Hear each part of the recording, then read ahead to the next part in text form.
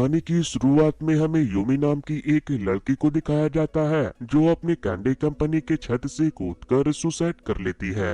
Yumi बहुत मोटी लड़की थी जिस वजह से उसके आसपास के लोग हमेशा उसका मजाक उड़ाया करते थे, जिससे यूमी को बहुत बुरा लगता था और शायद यही वजह थी जो उसने मरने का सोचा। लेकिन जब उसकी आँख खुलती है तो वो खुद को हॉस्पिटल में पाती है, लेकिन यहाँ उसे खुद के बारे में कुछ याद नहीं रहता। एक्सीडेंट के कुछ दिनों बाद जब यूमी ऑफिस जाने के लिए उठती है तो वो खुद को मिरर में देखकर अपनी ही तारीफ करना शुरू कर देती है, जैसे मेरे लिप्स, आईज और स्किन कितने सुंदर है, मेरे जैसा क्यूट इंसान शायद ही कोई दूसरा हो। हालांकि यूमी एक ओवरवेटेड लड़की है, लेकिन उसका खुद को किसी से कम न समझने वाला बिहेवियर सबको हैरान कर दे। यूमी बड़ी एक्साइटमेंट में अपने ऑफिस के लिए निकल पड़ती है। उसे कुछ याद न होने की वजह से वो अपना आईडी का यूज करते हुए अपने ऑफिस के पार्क में पहुंचती है। तभी यूमी की नजर एक थके हारे लड़के पर पड़ती है। यूमी उससे पानी ऑफर करती है, लेकिन जैसे ही वो उस लड़के को करीब से देखती है तो वो शॉक हो जाती है,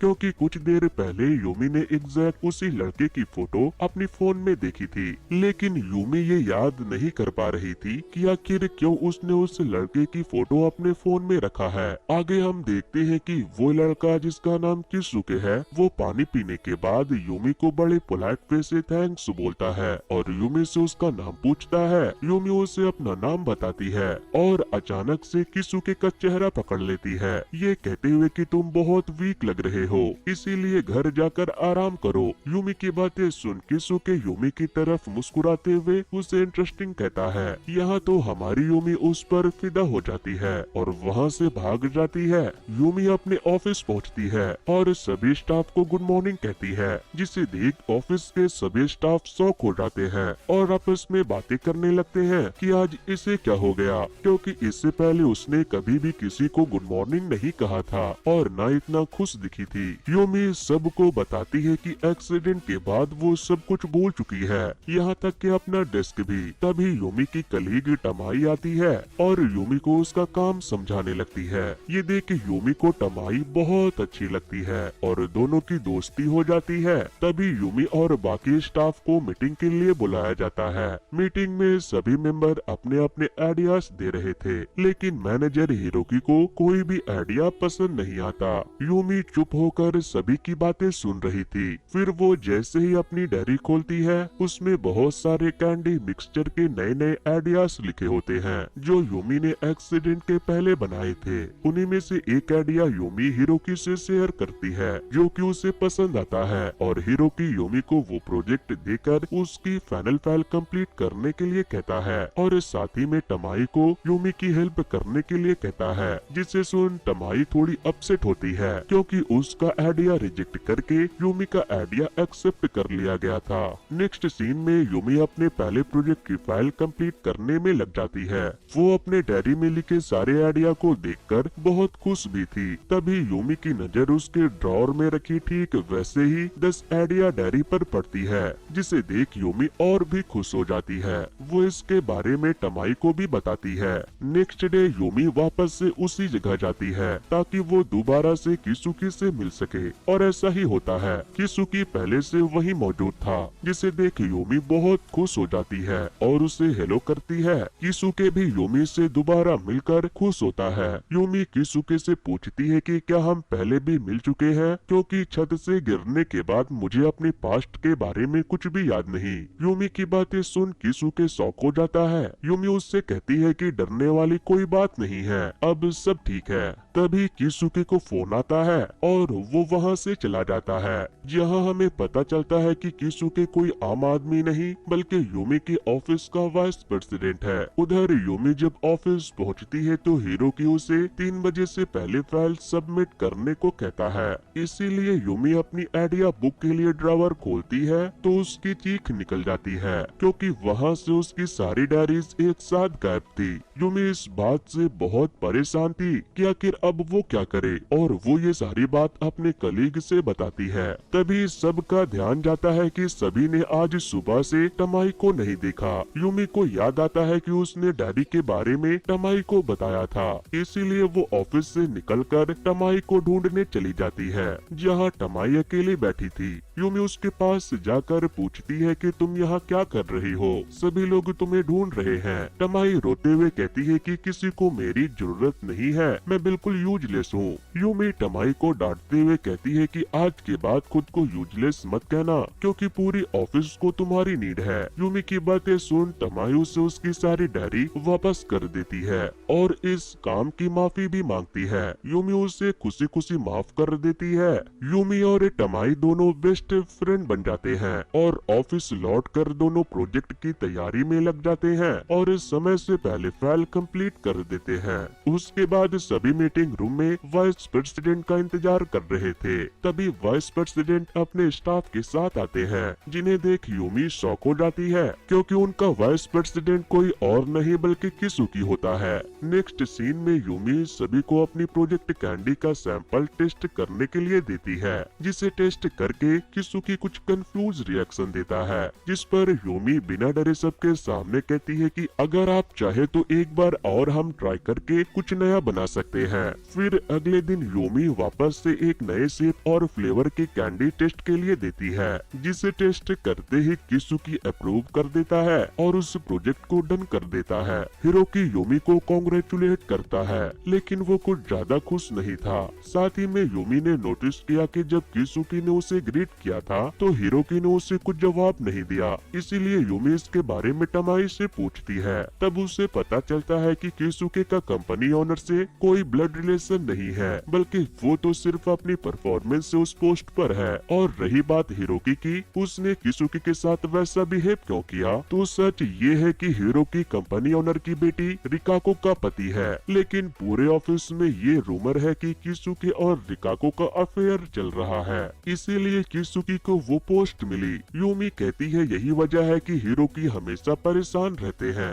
नेक्स्ट सीन में यूमी घर जा रही होती है तो उसकी नजर किसुकी पर पड़ती है। जैसे ही यूमी उसे आवाज देने वाली थी कि तभी कोई दूसरी लेडी एक बच्चे के साथ किसुकी के पास आती है, जिसे देख यूमी चुप हो जाती है और पूरा टाइम यही सोचती है कि आखिर वो लेडी कौन थी। अगले दिन जब यूमी किसुकी से दोबारा उसी पार्क में मिलती है तो बातों ही बातों में वो किसुकी से पूछ लेती है कि क्या वो किसी लड़की को डेट कर रहा है। किसुकी तुरंत मना कर देता है, जिसे सुनकर यूमी कहती है कि यानी अभी भी मेरे पास चांस है कि मैं किसुकी को प्रपोज कर सकूं। यूमी ऑफिस में काम कर रही थी, तभी प्रोजेक्ट डिजाइनर देगावा आती है और यूमी पर चिल्लाने लगती है कि तुम्हारी हिम्मत कैसे हुई मेरी डिजाइन रिजेक्ट करने की। लेकिन यूमी को तो याद भी नहीं था कि डिगावा कौन है, इसीलिए वो कह देती है कि तुम्हारा काम है डिजाइन बनाना, और अगर वो वही पुराना घिसा पिटा होगा तो जाहिर सी बात है कि उसे रिजेक्ट होना ही है। तभी वहाँ टमाई आकर यूमी को डिगावा के बारे में बताता है कि वो कंपनी का सबसे बेस्ट डिजाइनर है। इतने में डिगावा को गुस्सा आ जाता है और वो वहाँ से जाने लगती है। हिरोकी उसे रोकने की कोशिश करता है तो डिगावा कहती है कि अब हमारी दोस्ती पहले जैसे नहीं रही, इसीलिए मुझे जाने दो। हिरोकी यूमी को समझाता है कि अगर उसने 2 दिन में न्यू डिजाइन सबमिट नहीं किया तो प्रोजेक्ट बंद हो जाएगा और इसके लिए तुम्हें डिगावा की मदद लेनी ही होगी। यूमी हिरोकी की बात से कन्विंस होकर डिगावा से मिलने रेस्टोरेंट में जाती है और उससे अपने बिहेवियर के लिए माफी मांगती है। साथ ही उससे रिक्वेस्ट भी करती है कि वही उसके प्रोजेक्ट का डिजाइन तैयार करे। पहले तो डिगावा थोड़ा नखरा करती है, लेकिन यूमी की क्यूट बातों में आकर वो मान जाती है। वहीं नेक्स्ट डे हम देखते हैं कि डिगावा यूमी के मनचाहे डिजाइन के अकॉर्डिंग एक नया डिजाइन रेडी कर यूमी को दिखाती है, जो यूमी को बहुत पसंद आता है। दोनों आपस में बातें कर रही होती है। तभी यूमी को पता चलता है कि डिगावा हिरोकी की बहुत अच्छी दोस्त थी और हिरोकी ने किसुकी के कितनी मदद की थी जब उसने नई नई जॉब ज्वाइन की थी। पहले तो डिगावा को हिरोकी की ये बात समझ नहीं आती थी, लेकिन बाद में धीरे धीरे वो किसुकी की दोस्त बन गई और डिगावा यूमी को एक फोटो भी दिखाती है जिसमें एक और लड़की थी, जिसे देख यूमी को याद आता है कि ये वही लड़की है जिससे उसने किसुकी के साथ देखा था। यूमी पूछती है ये कौन है, तब डिगावा बताती है कि ये रिकाको है। डिगावा आगे बताती है कि हम चारों एक साथ काम किया करते थे और हैंग आउट भी करते थे, लेकिन जब रिकाको प्रेग्नेंट हो गई तो हम सब भी धीरे धीरे अलग हो गए। इसी बीच मैं एक दिन रिकाको के घर गई, जहाँ मैंने किसुके को बाहर निकलते हुए देखा और समझ गई कि उन दोनों में कोई रिलेशन है। और जब मैंने ये बात हिरोकी को बताई तो उसका रिएक्शन बहुत काल्म था, जैसे कि उससे पहले से सब पता है, और तभी से मैंने उन दोनों से भी बात करना बंद कर दिया। डिगावा की बातें सुन यूमी बहुत अपसेट होती है, क्योंकि वो किसुकी को पसंद करती थी। नेक्स्ट डे किसुकी पार्क में आता है और यूमी को मैसेज करके सॉरी करता है रात में ऐसे चले जाने के लिए। यूमी भी उसे रिप्लाई करती है कि कोई बात नहीं, आज मैं ऑफिस नहीं आ पाऊंगी क्योंकि मुझे कोल्ड और कफ हो गया है, और साथ में वो भी किसुकी को सॉरी बोलती है, जिसे देख के किसुकी थोड़ा शॉक होता है कि यूमी मुझसे नाराज नहीं है और खुद ही सॉरी बोल रही है। आखिर ये लड़की इतनी अलग कैसे है। नेक्स्ट डे हम देखते हैं कि यूमी के ऑफिस में एक न्यू एम्प्लॉय ज्वाइन करता है जिसका नाम टकानी है। टकानी को खुद किसुकी ने हायर किया है, जिसे देख ऐसा लगता है कि किसुकी ने उसे किसी पर्सनल काम के लिए हायर किया है। वही ऑफिस में हिरोकी टकानी से सबको इंट्रोड्यूस करवाता है और यूमी को असिस्ट करने के लिए टकानी से कहता है। ये सुनते ही टकानी एक्साइटेड हो जाता है और नी पर बैठकर यूमी के काम की खूब तारीफ करता है और उसे मास्टर कहकर बुलाता है। नेक्स्ट डे जब पार्क में यूमी किसुकी से मिलती है तो किसुकी उससे टकानी की परफॉर्मेंस के बारे में पूछता है। यूमी टकानी की तारीफ करती है। किसुकी यूमी को क्यूट कहता है और उसका हाथ पकड़ लेता है। ये देख यूमी मानो शर्म से लाल हो जाती है और जल्दी से अपना हाथ छुड़ाकर वहाँ से भाग जाती है। ऑफिस में हम देखते हैं कि दो लोग मिलकर गॉसिप कर रहे होते हैं कि ये टकानी हर वक्त यूमी के ही आगे पीछे घूमता रहता है, कहीं इन दोनों का अफेयर तो नहीं है। तभी उनमें से एक लड़का कहता है कि भला कोई यूमी जैसी मोटी लड़की को क्यों चाहेगा। इनकी बातें किसुकी भी सुन रहा था और जैसे ही वो आगे बढ़ता है उन लोगों को डांटने के लिए, तभी टकानी आकर उनसे कहता है कि मैं जिस तरह दूसरी लड़कियों की रिस्पेक्ट करता हूँ और उन्हें सुंदर मानता हूँ, ठीक उसी तरह से मैं यूमी को बहुत सुंदर मानता हूँ। उसकी बातें सुन यूमी को बहुत खुशी होती है, लेकिन किसुकी जेलस फील करता है।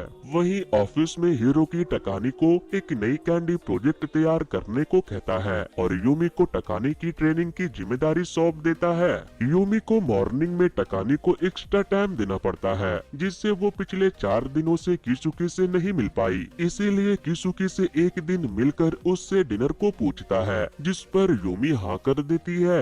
लेकिन शाम के समय में वो टकानी को कुछ फाइल बनाने में मदद करने लगती है और उसे देर हो जाती है। तभी उसे किसुकी का कॉल आता है तो यूमी देर होने के लिए उससे माफी मांगती है। उसी दौरान किसुकी टकानी की आवाज सुनकर और जेलस होता है और फोन कट कर देता है। तभी उसे रिकाको की कॉल आती है। किसुकी को देख ऐसा लगता है कि उसकी जरूर कोई मजबूरी है, इसीलिए वो रिकाको की किसी बात को टाल नहीं पा रहा है। नेक्स्ट सीन में यूमी काम खत्म करके जब घर आती है तो उससे किसुकी का मैसेज मिलता है, जिसमें लिखा था कि शायद अब वो यूमी से पार्क में नहीं मिल पाएगा। यूमी अपसेट हो जाती है और उसे सपना आता है जब सब लोग उसके मोटे होने की वजह से उसका मजाक उड़ाया करते थे। ये सपना देखते ही यूमी की नींद टूट जाती है। नेक्स्ट डे यूमी ऑफिस में बड़े बैड मूड में आती है, लेकिन जैसे ही वो किसुकी को देखती है मानो उसके खुशी का ठिकाना न हो। वो किसुकी को हेलो कर कुछ बोलने ही लगी थी कि तभी रिकाको आकर किसुकी को अपने साथ ले जाती है, जिससे एक बार फिर यूमी अपसेट हो जाती है। किसुकी और रिकाको की बातें ऑफिस में हो रही थी, जिसे सुन यूमी किसुकी को डिफेंड करती है, लेकिन उसका एक कलीग कहता है कि मैंने सुना है कि वाइस प्रेसिडेंट को सुंदर लड़कियां ज्यादा पसंद है।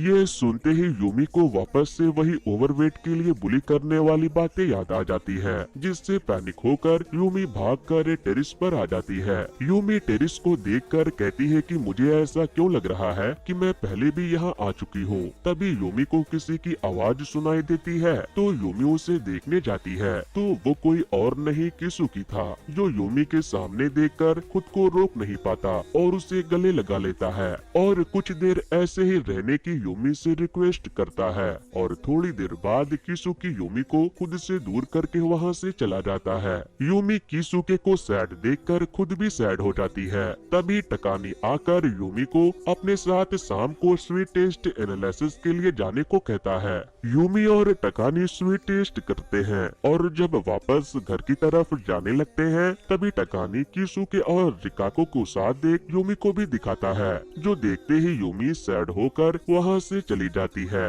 नेक्स्ट मॉर्निंग मीटिंग में सभी डिस्कस कर रहे होते हैं। तभी एक एम्प्लॉय प्रेसिडेंट को आकर बताता है कि रिकाको को दूसरे हॉस्पिटल में ट्रांसफर कर दिया गया है, जिसे सुनते ही प्रेसिडेंट भागकर जाते हैं। वही यूमी हिरोको को भी रिकाको के पास जाने के लिए कहती है, लेकिन हिरोकी मना कर देता है। तभी यूमी कहती है कि मुझे पता है कि आप रिकाको से बहुत प्यार करते हैं। तभी किसुके भी हिरोकी से कहता है कि रिकाको अभी भी आपसे बहुत प्यार करती है और आपको उसकी इस हालात में उसके साथ जाना चाहिए। यूमी और किसुके की बातें सुन हिरोकी भागकर रिकोको के पास जाता है। उसके बाद किसुके यूमी से बात करने के लिए आगे बढ़ता है तो टकानी उसे रोकते हुए कहता है कि कल हमने आपको रिकोको के साथ देखा था, जिससे यूमी बहुत सैड हुई, इसीलिए अब तुम उससे दूर रहो। नेक्स्ट सीन में किसुके यूमी को मैसेज करके वीकेंड के दिन मिलने के लिए बुलाता है, जिसे देख यूमी को लगता है कि कहीं किसुके ने उसे डेट पर तो नहीं बुलाया है, इसीलिए वो बहुत एक्साइटेड होती है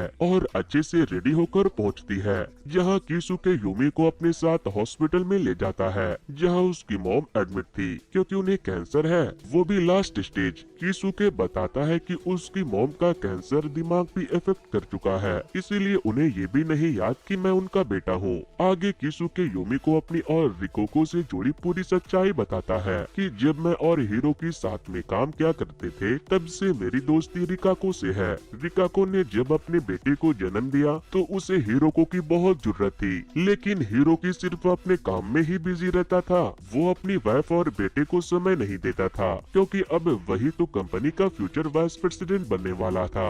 जिसके इस बिहेवियर से रिकोकी हमेशा सैड रहती थी और उसने अपनी ये प्रॉब्लम मुझसे शेयर की, इसीलिए मैंने हिरोको को समझाने की कोशिश भी की थी, लेकिन हिरोकी ने मुझे ये कहकर चुप करा दिया कि हमारे फैमिली मैटर में तुम न पड़ो। किसुके आगे बताता है कि तभी से मैं रिकाको और उनके बेटे यू का ख्याल रखने लगा और यही बात प्रेसिडेंट को पसंद आई कि हिरोकी अपनी जिम्मेदारी नहीं समझ रहा और अपने काम के साथ उनकी बेटी की भी केयर कर रहा हो, इसीलिए उन्होंने मुझे वाइस प्रेसिडेंट का पोस्ट ऑफर किया। पहले तो मैं इनकार करने वाला था, लेकिन जब मैं अपनी माँ के पास आया तो मुझे पता चला कि उनको लास्ट स्टेज कैंसर है और उनके इलाज में बहुत पैसे लगने वाले हैं, जिसकी सारी जिम्मेदारी प्रेसिडेंट ने ले ली और मुझे वाइस प्रेसिडेंट बना दिया। इन सब के बीच में मेरा हिरोकी और डिगावा का रिलेशन खराब हो गया। उन्हें लगा कि मैं रिकाको के लिए ये सब कर रहा हूँ और रिकाको ने भी किसी को कुछ नहीं बताया क्योंकि वो चाहती थी कि हिरोकी काम से फ्री होकर उसके पास आ जाए। इन सब से मैं बहुत परेशान था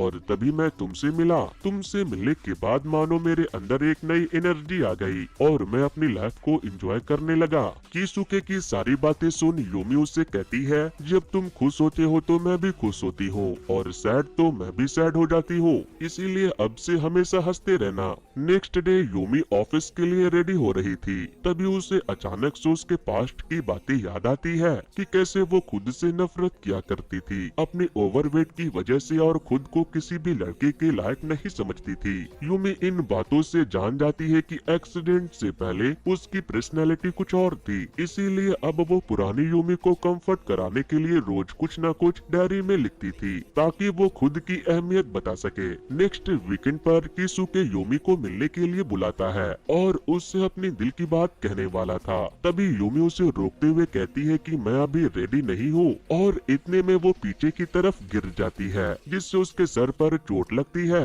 किसुके घबराते हुए उसे उठाता है। किसुके को सामने देख यूमी डर कर दूर हो जाती है और उसकी किसी भी बात को बिना सुने भागते हुए वहाँ से अपने घर जाती है। यहाँ हमें पता चलता है कि चोट लगने की वजह से यूमी को उसके पास्ट की सारी बातें याद आ गई है, लेकिन एक्सीडेंट के बाद की सारी बातें यूमी भूल चुकी है, इसीलिए वो किसुके को देख शॉक हो गई थी क्योंकि पुराने यूमी ये सोच भी नहीं सकती थी कि वो कभी किसुके से बात भी कर सकती है। नेक्स्ट डे किसुकी ऑफिस के बाहर यूमी का वेट कर रहा था ताकि वो उसे कल जो कुछ भी हुआ उसकी बात कर सके। तभी यूमी उसके सामने से गुजरती है ब्लैक कोट पैंट में नीचे सर किए हुए। पहले तो किसुके उसे पहचान नहीं पाता क्योंकि उसने हमेशा यूमी को कलरफुल कपड़ों में देखा था। बाद में वो यूमी से सॉरी कहता है, लेकिन यूमी तो उसे इग्नोर करके चली जा रही थी, जिसका ये बिहेवियर देख किसुके सोच में पड़ जाता है कि अचानक से इसे क्या हो गया। यूमी अपने डेस्क पर बैठकर काम कर रही थी, तभी टकानी उसे हेलो करता है तो यूमी उसे नहीं पहचान पाती, जिस पर टकानी कहता है कि ये तुम कैसे बातें कर रही हो। उसी वक्त टमाई भी वहाँ आती है, जो यूमी का पहले की तरह ड्रेसअप और टमाई की बातें सुनकर समझ जाती है कि यूमी को उसका पास्ट याद आ गया है, जिसके बारे में पूछने पर यूमी बता देती है कि उसे एक्सीडेंट के बाद का कोई भी बात याद नहीं है। यूमी की ऐसी बातें सुन सभी बहुत परेशान होते हैं, क्योंकि अब यूमी बिल्कुल पहले की तरह चुप और अकेली रहने लगी थी। आगे हम देखते हैं कि न्यू प्रोजेक्ट मीटिंग में टमाई का प्रोजेक्ट सिलेक्ट होता है, जिसे किसुके अप्रूव भी कर देता है। मीटिंग के बाद किसुके दोबारा यूमी से बात करने की कोशिश करता है, तब यूमी उसे बताती है कि उसे एक्सीडेंट के बाद की कोई बात याद नहीं है, जिसे सुन किसुके भी शॉक हो जाता है। फिर यूमी घर आकर उस डायरी को पढ़ती है, जिसे उसने एक्सीडेंट के बाद लिखना शुरू किया था, जिसमें किसुके से जुड़ी सारी बात पढ़कर यूमी जान जाती है कि उसे किसुकी पसंद करता है और वो उसकी कंपनी एंजॉय करती है। नेक्स्ट डे यूमी ऑफिस में लंच कर रही थी, तभी दो लड़कियां उसे ओवरवेट होने की वजह से मजाक उड़ा रही थी, लेकिन तभी टमाई आकर उनकी अच्छे से क्लास लगाती है और हिरोकी भी उसका सपोर्ट करता है और यूमी को चीयर अप करने के लिए स्वीट्स देता है। जिसके बाद यूमी डिसाइड करती है कि वो सभी के साथ खुश रहेगी। हिरोकी यूमी को बताता है कि किसुके ने उससे रिक्वेस्ट की थी यूमी का ख्याल रखने के लिए। हिरोकी की बातें सुन यूमी किसुके से मिलने जाती है और उससे अपने रूड बिहेवियर के लिए माफी मांगती है, जिस पर किसुके कहता है कि इसकी कोई जरूरत नहीं है, बल्कि मुझे तुम्हारा थैंक्स करना चाहिए, क्योंकि तुम्हारी वजह से आज मैं खुलकर अपनी लाइफ जी पा रहा हूँ और वैसे भी मुझे तुम्हारी हर बात क्यूट लगती है। मैं सिर्फ एक फ्रेंड की तरह तुम्हारे साथ रहना चाह रहा था, लेकिन तुम्हारी कंफर्ट के लिए आज से तुम्हारे साथ मैं वाइस प्रेसिडेंट की तरह रहूंगा। और ये कहकर किसुके चला जाता है। नेक्स्ट डे यूमी फिर से कलरफुल कपड़ों में ऑफिस आती है और मेकअप में टमाई उसकी हेल्प करती है। साथ ही वो यूमी को खुद पर बिलीव करने और कॉन्फिडेंस से सबका सामना करने की एडवाइस देती है। वही यूमी नेक्स्ट मॉर्निंग जब किसुकी को ढूंढते हुए टेरेस पर जाती है तो वहाँ किसुको भी आ जाता है और कहता है कि मुझे लगा ही था कि तुम यहाँ जरूर आओगी। यूमी घबराते हुए किसुके से कहती है कि इस जगह की आपके साथ मेरी एक याद है, जब 2 साल पहले आप यहाँ रिलैक्स कर रहे थे और आपको देख मैं डर गई थी। उस वक्त भी किसुकी अपनी प्रॉब्लम से भागकर टेरेस पर आया करता था। किसुकी ने पहली बार यूमी से बात की और वही उसको अपना दिल दे बैठा और उसके बाद वो छुप छुप कर किसुकी की फोटो लेने लगी। आगे यूमी अचानक से किसुकी से कह देती है कि मैं तुम्हें लाइक करती हूँ, लेकिन मैं जानती हूँ कि आपको सुंदर लड़कियाँ पसंद है, और ये कहकर वो जाने लगती है। किसुकी उसे रोकते हुए कहता है कि मैं भी तुम्हें पसंद करता हूँ, क्योंकि तुम्हारे साथ मैं खुद को फ्री महसूस करता हूँ। मुझे तुम हंसते हुए बहुत क्यूट लगती हो, इसीलिए प्लीज ऐसी कोई मिसअंडरस्टैंडिंग मत रखो कि मैं किसी और को पसंद करता हूँ। किसुके की बातें सुन यूमी कहती है, यानी दूसरे लोगों की बात सुनकर कि आपको सिर्फ पतली और सुंदर लड़कियां पसंद है, मैंने सुसाइड अटेम्प्ट कर ली, क्योंकि मुझे लगा था कि आप कभी भी मेरी तरफ देखेंगे भी नहीं। किसुके यूमी की बातें सुन उसे गले लगा लेता है और कहता है कि तुम्हारी स्माइल के लिए मैं कुछ भी कर सकता हूँ, और दोनों एक दूसरे के साथ हो जाते हैं। इसी के साथ ये सीरीज यहीं पर खत्म हो जाती है।